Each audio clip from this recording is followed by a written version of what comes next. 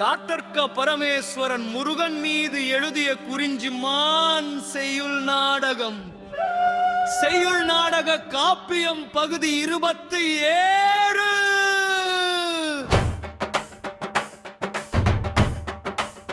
வேடரசன்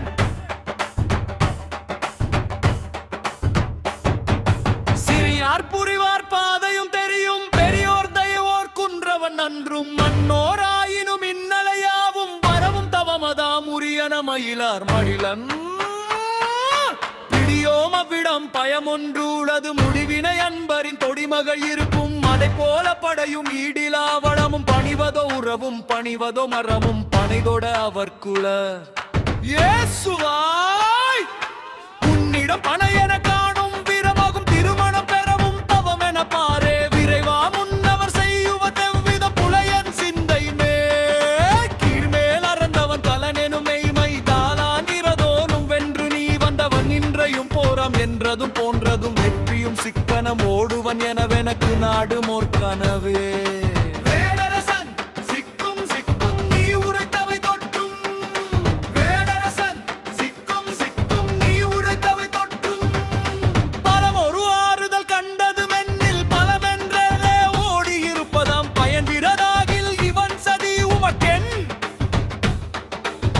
எந்த உணர்வோர் ஆயிரம் வேண்டதும்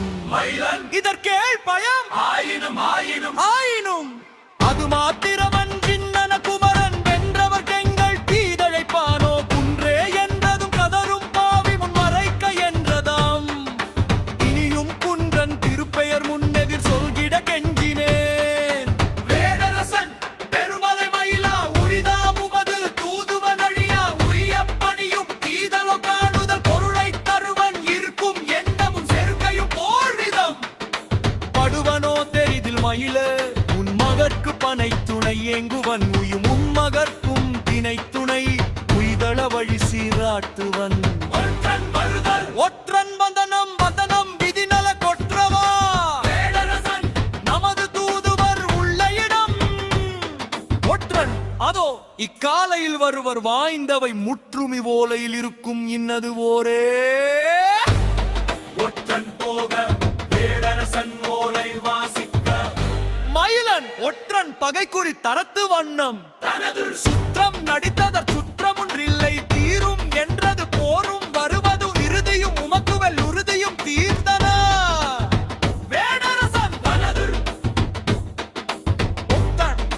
விட்டான் விட்டதும் வேதனை பேசினான் மகிழ்தான் வீசிய மதுவையும் முடிவில் தம் முடிவை தருமோனையும் கீழ்பிடியில் இடுவதா தடை கொடு தருவனாம் படிப்பறியிடுவனாம் முடிதறித்திடுவன் மயிலனை நோக்கி மயிலா என போல் இருளமும் உடையோர் உடையா கிடையா படையதும் முருகாய் படையவன் தடுத்த படை விதி வியப்பே மயிலன் மோலை நோக்கா மயிலன் விண்ணலர் கூற்றே என்னட கென்னே என்னவோ என்றுதான் திறமை பாராட்டி கத்தவோ தருமன் சித்தனன் ஏவினன் சித்தமினம் கொள் பித்தனை போலும் மறுவினோம் எல்லாம் முருகனும் கூறிய பெரும்பேல் உனக்கிங் குறைத்தோர் குற்றமும் அழிவையும் எண்ணியே அழியும் உன்னதம்.